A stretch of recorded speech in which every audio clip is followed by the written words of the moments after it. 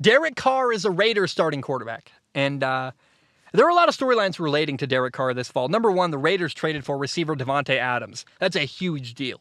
He's one of the best receivers in the entire NFL. They were teammates in college at Fresno State.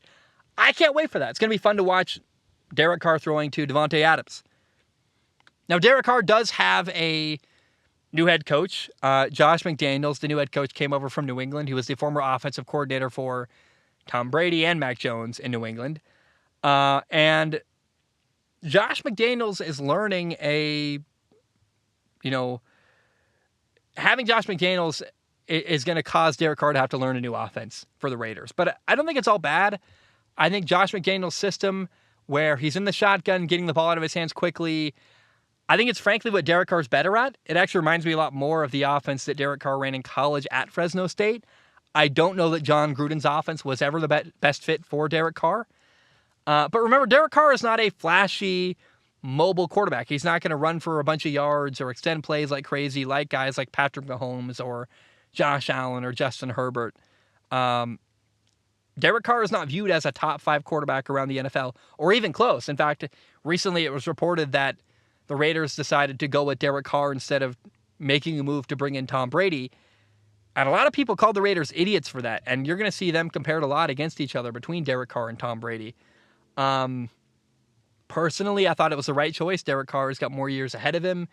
He's a better choice for them. I think Tom Brady would have come to Vegas and been disappointed that the team wasn't closer to competing for a Super Bowl. And I also really very much believe in Derek Carr. He's regularly been in dysfunctional situations on bad football teams. People tend to forget that. He's elevated bad situation after bad situation. In fact, last year, John Gruden got fired. They got an interim they had interim head coach. They lost their stud receiver, Henry Ruggs, and still Derek Carr and the Raiders made the playoffs. Like, no one gives him credit for that. It's very weird to me. Derek Carr I view as clutch, in fact. I think Derek Carr is awesome at big moments. I love the guy. The Raiders have some weapons around Derek Carr to throw to. They've got receivers like Davante Adams, who's a stud. They've also got Hunter Renfrow. They have tight end Darren Waller. That's awesome. Last year, the Raiders made the playoffs, and I'm not sure they're going to do that again this year. They had, last year, Denver had a bad quarterback. They've now got Russell Wilson. The Chargers barely missed the playoffs in that division. They got way better this offseason. I think the Chargers and LA are probably poised to make the playoffs this fall. Kansas City still has Mahomes. They've still got a bunch of good players going on in Kansas City.